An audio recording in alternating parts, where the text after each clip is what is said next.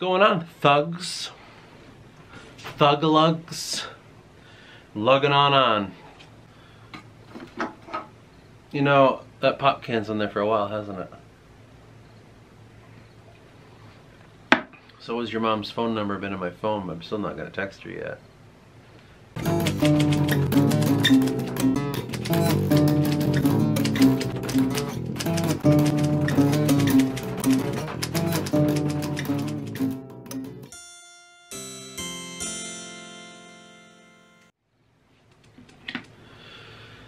Oh, dude.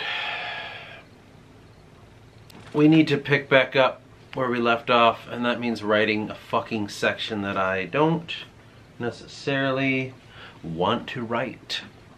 But I was talking to a guy about like titans and stuff, and we mused at a few things of, you know, you look at mountain faces or any form of a mountain, and sometimes you can see faces, and in my mind I mused at them being trapped, right? Because there's the ancient story of the Titans being trapped under the earth. And I know that's a mythology, Greek mythology and stuff, but I still feel like, huh, you know? So I had those two things just kind of dancing in my head a little bit. Just dancing around. And I was falling asleep, and as usual, right before I'm falling asleep, some shit hits me, and I'm just like, okay. Usually I ignore it, and I let the good stuff go. But this time I said, nope, I'm just gonna write in my phone. And this is what it says, and I'm wondering how I can jump this into the next section, okay? Activation of these viewprints sees the exposed titan that hides in the peeled layers. His head now clear and shown like the bald, decaying, ugly form he is. Now, he is the way, the sight and openness to myself, where everything else ends. Calm oneness in that two-fingered state. One where our heart is left behind by the way through. The tool, one misshapen, mistaken, our bodies taken, trapped within to look before it. The titans roam within us, a daunting task as we expel them outward and they become one with our worlds. Chains that hold them, mountains that trap them, screaming underneath. Up their bones above the rest, down in those caverns, stinking, sinking they stand. Like a giant worm in the deep I watch, hoping and waiting for my day to come, bursting forth from the dark to consume all bathed in the light above. I don't know what the fuck that was about, but I wrote all that down and I went to sleep. And I had some dreams, and I don't remember most of them because I was woken up by a really loud bang that I can't explain. If I could try to dwell on what I was trying to say there or whatever, it's like, I was talking to a guy about it, and he said something about the Titans being something inside of us, right? And I guess that's what I was saying there. And how us as human beings in some way are trapped on this world, and in hating that world, it can cause more misfortune, but we have some sort of thing we look up to, and that would be God. And looking up to what we consider as our own creator, however we want to define it, whether it's small or big, it is that thing that kind of gives us some semblance of hope. Because I kind of look at it like being, in the sense of being trapped. A lot of the times our bodies can feel like something that traps us, right? There are times, man, there are so many times where I'll like, I just want to escape my body. I feel like I'm fucking stuck in here. I'm like, oh my God. And I kind of start freaking out a little bit because I just feel so trapped in this body. And I just want to be free. I just want to get the fuck out of here. I'm sick of this shit. And that'll just kind of hit me every once in a while. And I don't really want to fuck around, you know what I mean? Like, just get me the fuck out of here, dude. Like, I don't know how to explain it. You feel claustrophobic in your own body. Now, in saying that, it generally goes away, but there's still that feeling that'll come and go every once in a while. Other times I'll wake up and I'm just kind of like, damn, I'm still doing this, you know? I'm still fucking getting out of this motherfucking bed and living in this stupid fucking world. So, and in a lot of ways, I myself can understand why you would say you're trapped in this world. Because the only escape you have is death. whether that's by your own hand or someone else's. It doesn't come any other way, does it? I mean, even natural death, you know, all the hands along the way that killed you, you know, whether it's the food you ate, the things you thought, the people that hurt you, you know, something eventually will kill us. I don't even know if I believe in necessary natural death. I just believe that you were strong enough to go long enough, and eventually you found an end because everyone's hands finally drug you down into hell. Now, I don't know a whole lot about the Titans, like the Greek Titans. I know the basics of it, you know, Saturn and all his buddies and shit, and I know a little bit of the mixing with primordial beings, and I know that Zeus usurped his father, and his father knew that it was coming and tried eating his children, and I think Zeus had pulled the children out of his stomach, or I don't know, something along those lines. I know there's some great deep significance in there that can unlock the fucking mysteries of the mind. I know that hides in there, but I've not gotten there yet. The reason that I go, okay, the Titans and what did this vision mean that I had? I don't know, but I know it's connected to the source. I know I'm doing something that connects me back. Even in the books that I'm writing. The mythologies are a little different. The mythologies might not play out the same way you'd understand them. Maybe they're borrowing from other ones, and maybe sometimes they're not. I don't know. It's not an active choice I'm making with that. But I do believe that they hold inside of them something that I can explore. What that exploration will turn out to be, I really don't know. It's a roadmap, but it's not. It doesn't say like, and here's your final destination. It's just, here's the roads. Where do they go? I don't know, but there they are. So it kind of feels that way, and I go back to the beginning and I say, okay, what was that little poem? Why did that hit me?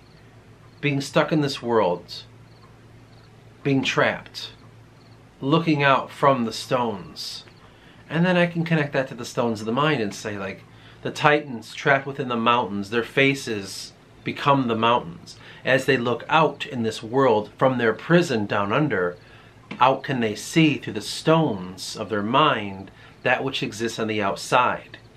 That right there can connect back to the cave by Plato, the allegory, I think. I don't know. We're musing, so we don't know. Looking out through the stones of our mind, looking out through that which the Titans are trapped in, their minds are trapped under the mountains. Take that allegory, throw it into the program that is Plato's cave allegory, and say, well, that means it's subjective views. That means I'm sitting down in this cave, and as the lights are casting the shadow upon the wall in front of me, I'm creating my own opinion of said things, of an opinion created by people behind me, people with certain intent. That connection is how we form it to the Titans. So I'll take those two things and place them in my book and say, okay, we've found two pieces of the puzzle, one that you made in your mind, just in the moment of thinking the Titans are trapped in the mountains, and then Plato's cave. We took those, we put them together. Now let's go to the book here. Let's see, what can we do with this new information? How can we explore it? And so I say, well, I am working on the Forgotten series, and we haven't got quite to the part of the war with the Titans. But now we know what's going to happen, don't we? Now we know it's much the same as, again, it is still borrowed. So you take those two ideas and you say, what am I doing with my Titans? And you say, well, why don't I kind of play out what the Greeks did to their Titans? So now we have a third element added in. Let's put that in here. All right, so our Titans will be trapped within the mountains, within the world that they made. They were cursed into it again. Their physical forms, their mental forms, we can still say exist past the astral realm in perpetual combat with the metaphysical forms of the Aeon. So we can separate body and mind. So when we look through the stones of the mind, we can say you are looking through the lens in which is a material lens. Your immaterial lens, your imagination, that is what exists inside past, the astral realm, battling it out, being distracted. Do you see what we just did there? Now we can say, ooh, why is our modern culture so fixated on logic and the material world? Well, we just created an allegory saying that perhaps our minds are being distracted with conflict, distracting our imaginary and separating it from our physical. So now we see a separation of immaterial and material. So right here, you just saw in real time how if you think enough and you put enough things together and set it into a room, you can create your own mythology. Now, whether that rings true to anyone else or whether anyone even puts that fucking shit together is kind of, it's pointless to speculate. I literally am telling you this. I'm sure there's someone going like, I don't get it still. And to that I say, well, that's not for you then. It's literally not. If you can't, I mean, you can keep trying. It just takes a little bit of effort. Just like reading any mythology. If you pick up a fucking book like Ovid and you're just reading, you're like, I don't know, it's boring. Okay, well, that doesn't mean there's nothing in there. It just means you haven't found it yet. So that's one aspect to keep in mind, but sometimes it just doesn't resonate with you because you haven't come to the realization yet. Books don't stay in circulation for thousands of years, or hundreds, depending, for no reason. Just, yeah, it doesn't, there's really no reason. It's just kind of popular. No, there's some truth in it. If just because you didn't find it doesn't mean it doesn't exist. It just means you haven't got to the point in which you can identify the truth. I can say that because that's what my experience has been, so it must be yours too. Whoever you are that doesn't understand it. I honestly can believe that in my case, using this book, as I've said before, is my platform. It is my place in which I do this. I'll take all these things, my own creativity, my own speculation, musings from myself and other people. I take that. I take real life mythologies and allegories and shit, and okay, and I'll sit in this room here and go, all right, and try to put it together. And inside of that putting it together, I find, okay, I have some wordage here. I have some weird ideas. I've always loved the idea of stones of the mind. I heard it one time in a John Lennon song and I thought, that's something. That's not just a nothing. I know that John Lennon was known for using throwaway shit just to kind of like have fun with words and stuff because he was poetic. But sometimes people don't realize how serious it is with what they're doing and what they're pulling forth. You know, you can pull forth some pretty crazy things and think, I don't know, it's not a big deal. I mean, look what Tolkien thinks about his fucking books. So I saw that and I'm like, wait a minute. We have this third element, stones of the mind. We have my thing here and then we have Plato's cave. Okay, hold on. Let me define what I think the stones of the mind are. Let's muse on this. Let's go and do some transcendental typing. Let's just kind of stream of consciousness this idea. And then I come up with this concept of it's a viewpoint. The stones of your mind, it is something frozen, something trapped, something blocked, but it is a viewpoint in which you have. It is also a vessel. That vessel has become frozen. What is frozen? Well, frozen is not really stone. Stone is transformed. What about Medusa and when people look her in the eyes and they turn to stone? So it's a transformative thing. Then I'm like, well, what if I think about Druidic stuff? And what is the stone? Well, the Leofal, the stone, is the foundation. The stone is the place which has the ultimate truth. So fucking turning to stone and ultimate truth, being faced with it. And then I thought that is some sort of transcendence then. One that brings you closer to material. But at the same time, it separates you. So I'm like, well, yes, because the Forgotten King was turned to stone just as his guardian was when he was broken from the tether. Boom. I'm going to take that now. Here's my definition of stones of the mind. It's a little ethereal still. I don't quite get it. But now I'm going to add it to here. Oh, that's how the Titans see. They see as the earth does, confusing mortals with thinking it's Mother Gaia. That's how we keep finding the old gods crying out to us, wanting us to free them. Let's take all that what we just did there and set it over here and go look out into our world. Let's go for a nature walk. Well, if I'm walking out here and I see in the modern era that there's this cry for nature, that we're trying to come back to nature, Some people would say it's a return to paganism. Well, it depends on how you feel about that, but let's pretend, let's go with that. Return to paganism, return to that idea. The Greek gods are considered pagan gods to modern people. Well, the Titans weren't necessarily worshipped, I don't think, but if they're in the earth, and we feel the draw to them once again, which we think is Mother Gaia, but as I've explored the world around me, I don't necessarily think it feels like Gaia. It does feel like different beings come back to me. I went out in the nature walk, and I once, just those woods you just saw, and I was like, what is your name? I said to I don't know what. I was answered with Cuter. Q-U-T-I-R. Cuter. I don't know what that fucking means, but that's what I heard. I don't know if that's the name of the woods I was in. I don't know if that was some fucking thing that I talked to, just some passing spirit. I don't fucking know. But that's what it was. And I said, okay. I think we take that idea, and now let's throw that inside of it as well. I believe we have ourselves a working myth here. So what all those things were is I was sitting here constructing this machine, and then I'm like, okay, let's power it on. Oh, it's working. So that's our own myth we just made up. All right, what do we do with that? We put it inside the storage bin. In that bad boy, the file cabinet. And we'll come back to that when needed. Now we have ourselves a working myth already in existence. We can just place the son of a bitch wherever it feels right. Sometimes it's hard to remember that, but as I go forward in the Titan story, I bet you're going to hear that stuff in some way, shape, or form. But I also bet I'm going to describe it differently so it's not as clear. That, to me, is the creation of a myth. That, to me, is my whole goal in this book. I know a lot of the times I'm kind of cryptic about stuff, and maybe I'm describing things you don't quite know what I'm talking about. He's talking about Quinlan again.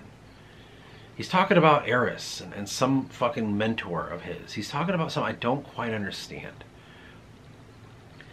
And that's an obvious thing because I've not published the book, so you don't know what I'm talking about.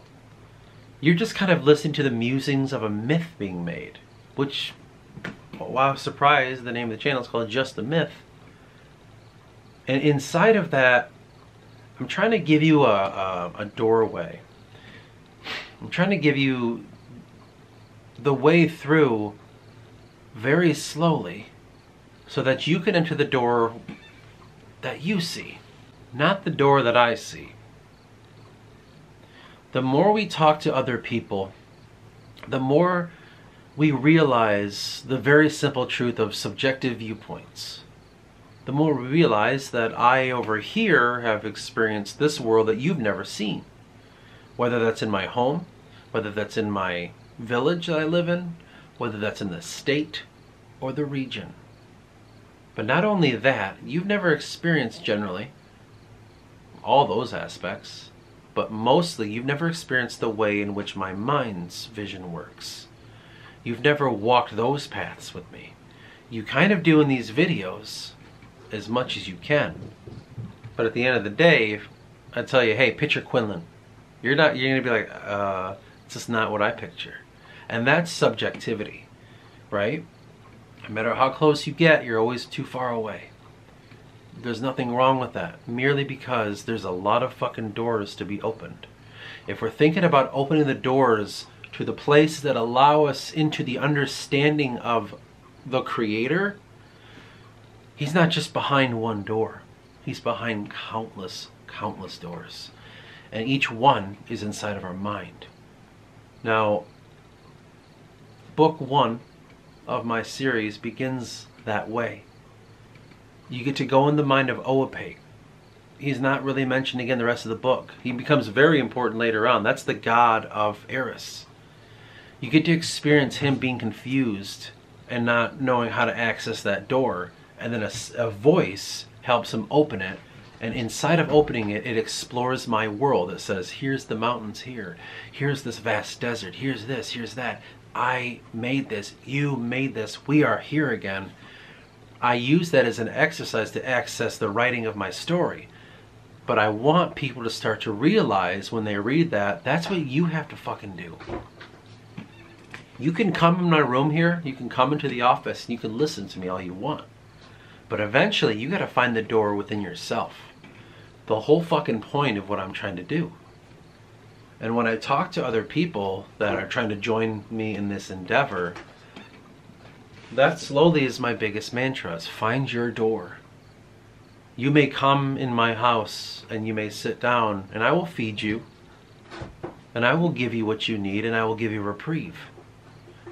But at the same time, I'm going to tell you, eventually you're going to have to leave and find your own door. This is a vast, vast thing that I've experienced as a young man. People will allow you in their home, but you cannot stay.